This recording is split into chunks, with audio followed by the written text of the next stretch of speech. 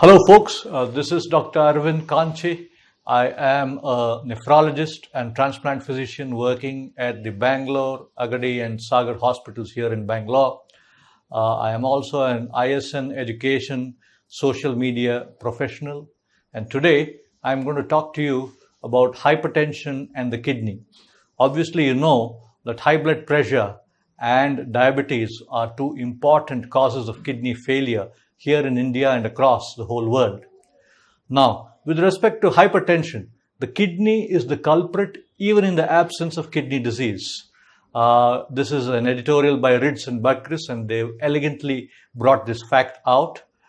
Guyton, a great physiologist, and he had this textbook of physiology that we read during our first year. He said kidney is involved in the genesis of any type of hypertension, and all forms of hypertension are ultimately the consequence of resetting of the pressure-natriuresis relationship. Now, if you look back at the kidney, you're looking at various things as far as hypertension is concerned. There have been some fascinating experiments that have shown that when you put in normotensive kidneys as in a donor transplant into a recipient, when you put in normotensive kidneys into a hypertensive patient, when that kidney transplant works well, the patient who has developed CKD as a result of hypertension, then gets better and becomes normotensive. Research has also happened in rats where they put in hypertensive kidneys into normotensive rats and shown that hypertension occurs in these patients. There has also been research in the area of neonatal development where you're looking at prematurity, the loss of nephrons or the presence of lesser nephrons in a premature baby, and the development of hypertension later in life. So all exciting sort of factors there, and a lot of research going on into the pathophysiology of hypertension that I'm not going to touch upon in great detail. That will take a lecture in itself. So, what about hypertension worldwide? It affects 26% of adults worldwide, 972 million number of people with hypertension worldwide in 2000, and that number is going to rise by 60% by 2025. 10% of all global healthcare spending is attributable to high blood pressure, and the amount of money spent or the annual worldwide cost of hypertension is humongous, 370 billion. Expect 1.6 billion hypertensive patients by 2025. So these are really big numbers, and we need to do something about the treatment of hypertension. What about India? India will definitely go on to be not only the diabetes capital of the world, but the capital of non-communicable diseases as well, perhaps. Looking at hypertension as etiology, it is attributable for 16% of ischemic heart disease, 21% of peripheral vascular disease, 24% of acute myocardial infarction, and 29% of stroke. 378 million Indian adults are suffering from hypertension. Why do you need to control blood pressure? And the answer is uncontrolled hypertension can lead to end organ damage. 3 areas: the heart can get myocardial infarctions and heart failure, the kidney can develop proteinuria and renal failure, and the brain, obviously strokes as the problem. Before we get into how you treat blood pressure, let's look at blood pressure measurement. This is an important aspect of hypertension, and seldom do we correctly measure blood pressure, and that is always an issue. Measuring BP in the clinic, this is an article BMJ in 2011 and CHEP 2016 guidelines, the Canadian guidelines for hypertension. At initial visit, an average of 3 readings taken at intervals of 2 to 3 minutes apart for confirmation of the diagnosis of hypertension, and record at least 3 sets of readings on different occasions. Now, they've said automated machine is recommended over the mercury sphygmomanometer.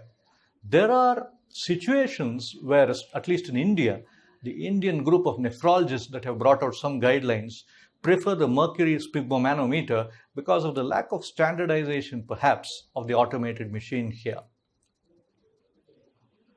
Measuring BP at home, this is an important area where home measurement is quite important because there are problems with white coat hypertension, as you all realize, and that is offset here.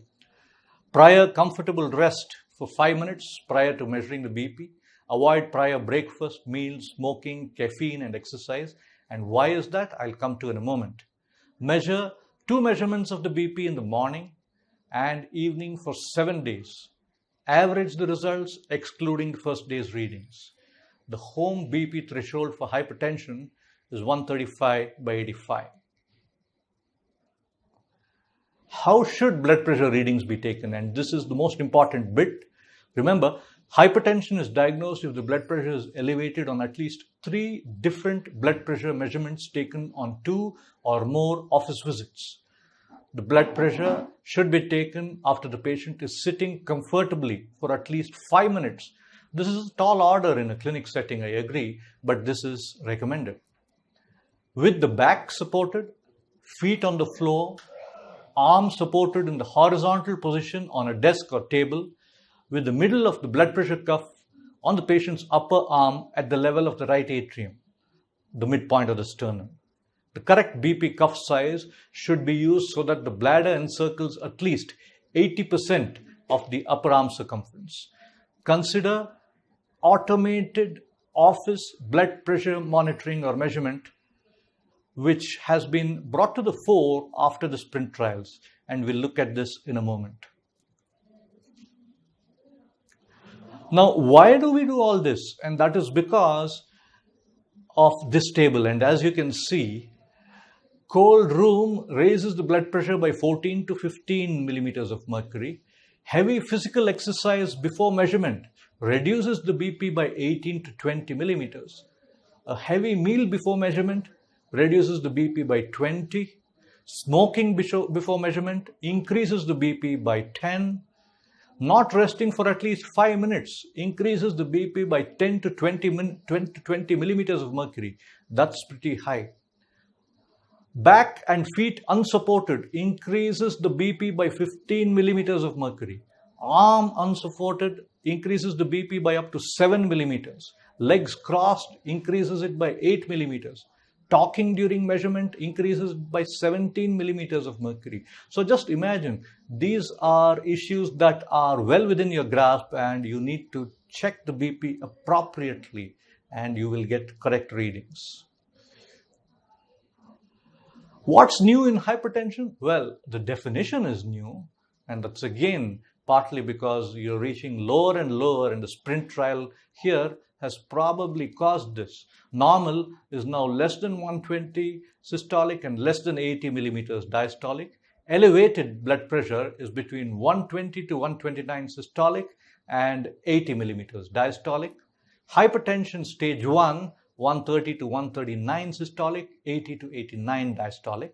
And stage 2 hypertension is any blood pressure that is greater than 140 over 90.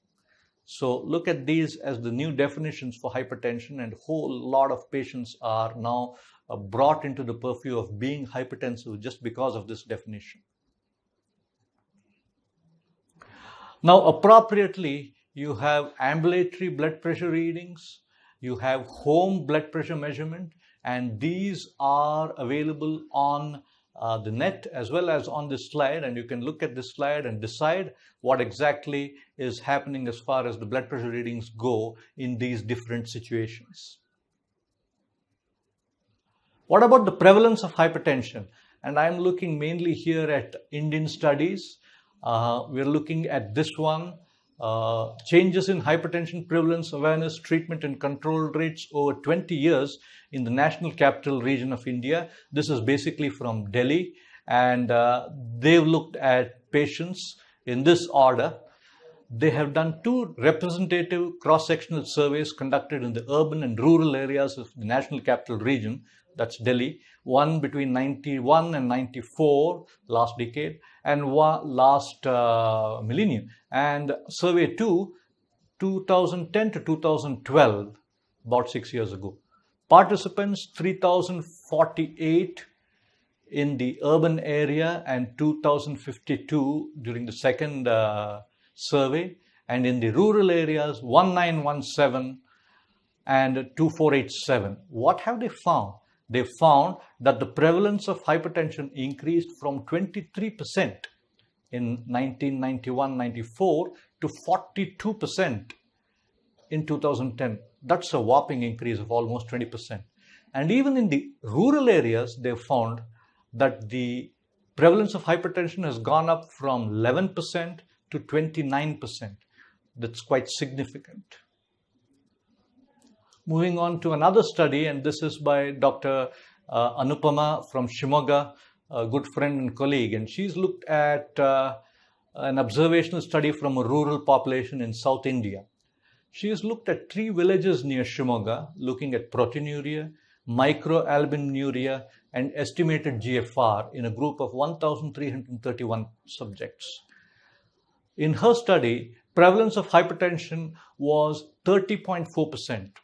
And of these, 27.4 subjects were aware of their hypertension status, and of them, only 14.4% had adequate control of blood pressure. Hypertension in the study was found to be an important risk factor for CKD, even after adjustment for age, diabetes, and cardiovascular risk factors. What about the Indian CKD registry?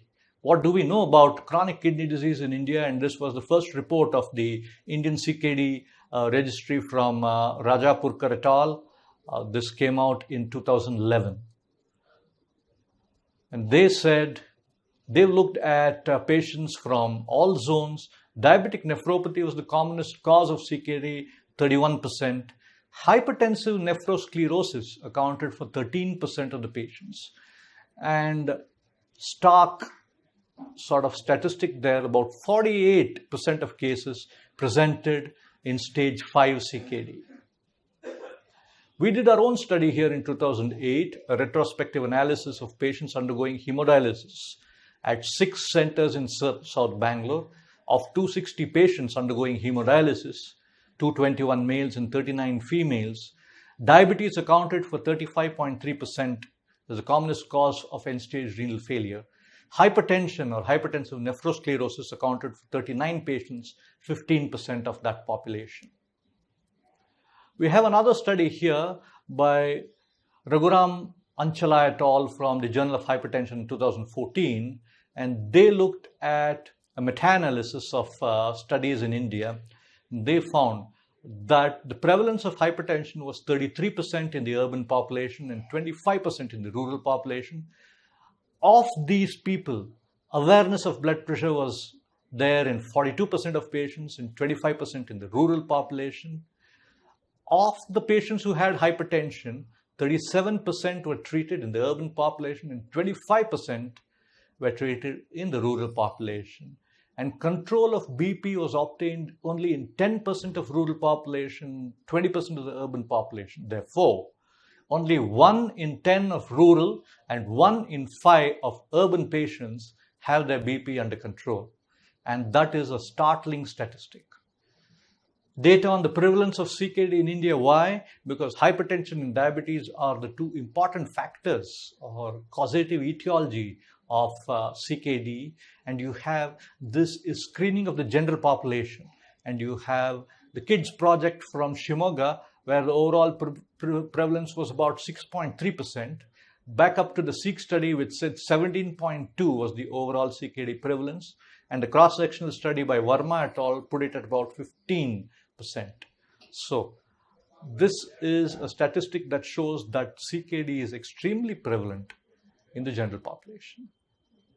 What about the consensus statement by an expert panel of Indian nephrologists on the management of hypertension in chronic kidney disease?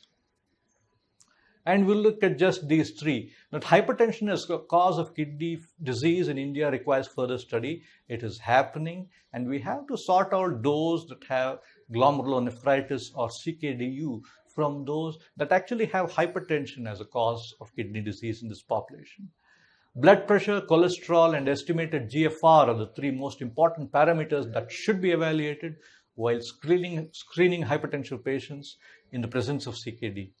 There is a need for intensive blood pressure targets in hypertensive patients, though these targets need to be individualized.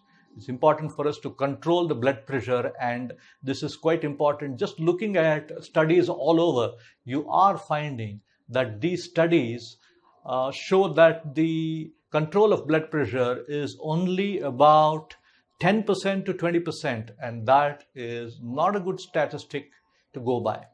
What is the effect of hypertension on the elderly? The term hypertensive nephrosclerosis has been used to describe a clinical syndrome characterized by long-term essential hypertension, hypertensive retinopathy, LVH or left ventricular hypertrophy, minimal proteinuria, and progressive renal insufficiency. Most of the literature dedicated to hypertensive nephrosclerosis is based on the assumption that progressive renal failure in a patient with long-standing hypertension, moderate proteinuria, and no evidence suggesting an alternative diagnosis characterizes hypertensive nephrosclerosis. What are the features suggestive of hypertensive nephrosclerosis? And you have this table here where you have hypertensive retinal changes, LVH, proteinuria that is not very significant, and hypertension diagnosed prior to the onset of proteinuria. These are things that are supporting your diagnosis, and biopsy findings that are compatible with the diagnosis should help. BP predicts future CKD. There's no doubt about this. Blood pressure predicts future end-stage renal disease, be it in diabetics or non-diabetic individuals, and these are individuals that have been followed up without renal disease at baseline. And if you see this, the classification of hypertension is the old classification where you have stage 1, 2, 3, and 4. And as the stages of hypertension increase, there is an increased prevalence of hypertension and diabetes causing kidney disease. Factors that lead to increased prevalence of hypertension in CKD patients. Obviously, sodium retention is generally of primary importance. Increased activity of the renin-angiotensin system. Renin-angiotensin system is often responsible. Hypertension can be a causative or contributory factor here, and hypertension may result from enhanced activity of the sympathetic nervous system. Apart from this, secondary hyperparathyroidism raises the intracellular calcium concentration, which can lead to vasoconstriction and hypertension. So there are various factors that lead to increased prevalence of hypertension in CKD patients, and that ought to be noted. BP goals in hypertension. Going on to the next slide, BP goals have been changing for a long time. We started off early on, and in fact earlier in this decade, with the blood pressures of about 150/90 or less than 150/90 as goal hypertension in the general population, in diabetes, in CKD, probably 140/90 there. And if we move on to CHEP 2013 guidelines, we still have less than 140/90 as the goal, with less than 130/80 as the guidelines for patients with diabetes or diabetic proteinuria and CKD. ADA with diabetes said less than 140/80. The NICE guidelines said 140/90 or below. And if you look at the general BP thresholds and goals in hypertension according to clinical conditions, you're looking at the specific comorbidities like diabetes, mellitus, and chronic kidney disease. Now your goal is less than 130/80. And if you're looking at heart failure, stable ischemic heart disease, stroke prevention, and peripheral arterial disease, the goal is less than 130/80 the way through. Okay. Recommendations for BP goal for patients with hypertension. You're looking at, for adults with confirmed hypertension and known CVD, you're looking at a BP target of less than 130/80 as recommended. If you're looking at adults with confirmed hypertension without additional markers of increased cardiovascular disease risk, BP target of less than 130/80 may be reasonable. When you're going into 2B and C guidelines, you're just looking at opinions, and you're looking at quality of evidence as an expert opinion in moderate quality and non-randomized controlled trials. So basically the evidence is not great here. What about the aftermath of SPRINT? The SPRINT trial looked at intensive versus standard blood pressure control. You had 4,678 patients in the intensive group, 4,683 in the standard group, and there was quite a marked degree of change or reduction in the first occurrence of stroke, MI, ACS, heart failure or death from cardiovascular cause in the intensive treatment group. So much so, people are now saying that intensive treatment is better. This is possibly so for those below the age of 50, but as you grow older, you've got to be careful about frequent falls, hypotension, and postural hypotension and the like. So you need to be very careful on this. What about the management of hypertension? There are issues in the diagnosis of hypertension, in the prompt control of blood pressure, in treatment compliance, and I feel of the four, treatment compliance is the most important fact. And that is basically because patients most often, and I've found that compliance measures about 20 to 30% in my patients. Patients are extremely worried about the cost. And more importantly, if there are no symptoms, the patients are not going to be very compliant. So it's up to you to counsel the patient on target organ damage and ensure that the patient continues treatment. What about the non-pharmacological therapy of hypertension? You're looking at weight loss that could reduce the blood pressure by 5 millimeters of mercury. A healthy DASH diet, which is rich in fruits and vegetables and whole grains, reduced content of saturated and total fat, 11 millimeter of mercury reduction, reduced intake of dietary sodium, that will reduce your blood pressure by 5 or 6 millimeters, enhanced intake of dietary potassium reduces your BP by 5 millimeters. You are looking at physical activity, extremely important. A 5 to 8 millimeter change in your blood pressure or reduction, and moderation or reduction in alcohol consumption will reduce your blood pressure by 4 millimeters of mercury. So there are so many lifestyle modifications that can be done before you start antihypertensive treatment. And what about the pharmacological agents? We have excellent pharmacological agents, there's no doubt about it, to treat hypertension.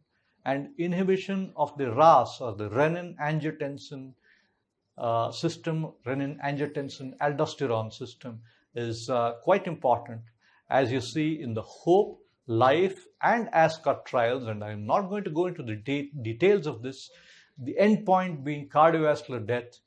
Across the board, there is a 22 to 24% reduction when these agents are used. So ACE inhibitors and angiotensin receptor blockers become the mainstay of treatment of hypertension, be it in hypertension alone or in hypertension in patients who have glomerulonephritis or in patients who have diabetes and hypertension. The use of RAS inhibition is quite important. Would you individualize antihypertensive therapy based on the disease? And the answer is yes. If you're looking at systolic heart failure and post-myocardial infarction, you'd want to use ACE inhibitors, probably a beta blocker and a diuretic, definitely an aldosterone antagonist. In proteinuric chronic kidney disease, you would want to use an ACE inhibitor or an angiotensin receptor blocker. With benign prostatic hyperplasia, you would want to use an alpha blocker. With essential tremor or hyperthyroidism, you would want to use a beta blocker. With osteoporosis, you would want to use a thiazide diuretic, and so on and so forth. If you're looking at the ACE, at the ASH or ISH guidelines, as well as the Indian hypertension guidelines, you would want to start off these patients on an angiotensin receptor blocker or an ACE inhibitor. You would want to go on to add a calcium channel blocker like nifedipine or amlodipine. These are excellent antihypertensive agents, and ACE and ARBs are not such good antihypertensives unless you add a diuretic. So that's the flow that is shown here. If you're looking at the 2017 ACC-AHA guidelines, what is the flow chart? You measure the office blood pressure accurately, detect white coat hypertension, evaluate for secondary hypertension, identify target organ damage, introduce lifestyle modifications that I just talked to you about, identify and discuss treatment goals. This is very important that you actually talk to the patient and identify a treatment goal for each patient so that he knows what he has to reach. You'll have to look at aligning treatment options with comorbidities, initiate antihypertensive pharmacological therapy, use team-based care, connect patient to the clinician via telehealth, and so on and so forth. Extremely important to detect white coat or masked uncontrolled hypertension, and even more important to detect and reverse non-adherence to treatment. Non-compliance is the death knell of hypertensive medication treatment, and that is where we need to be very careful about and treat these patients. What about the causes of resistant hypertension? It is important to distinguish between apparent and true resistant hypertension. Apparent resistant hypertension is usually due to non-adherence to treatment, cuff-related artifacts, and white coat hypertension. Non-adherence to treatment, I feel, can be reduced if you use cheaper drugs, available drugs, and drugs that the patient is comfortable with and will take for a long time. Contributory factors and causes of true resistant hypertension are the secondary causes for hypertension that we will talk about: obstructive sleep apnea, volume overload, drug-induced hypertension, obesity, and excessive alcohol intake.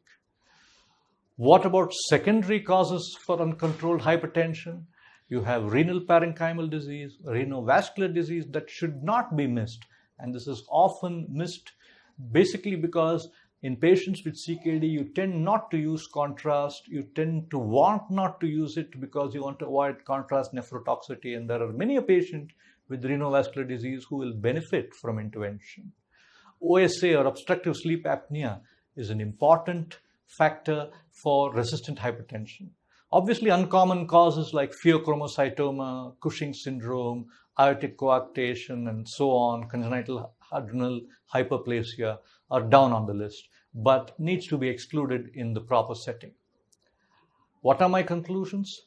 Worldwide, the prevalence of hypertension is increasing alarmingly. In spite of newer options of hypertension treatment, less than 20% of Indian patients achieve target BP.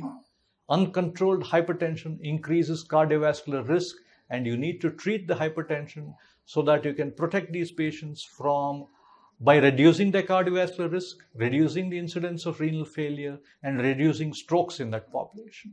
Aggressive lifestyle changes and drug therapy is required. Often, 3 or more drugs are required for hypertension in these patients. Low-cost medicines will help improve compliance to treatment, and please remember this. Thank you.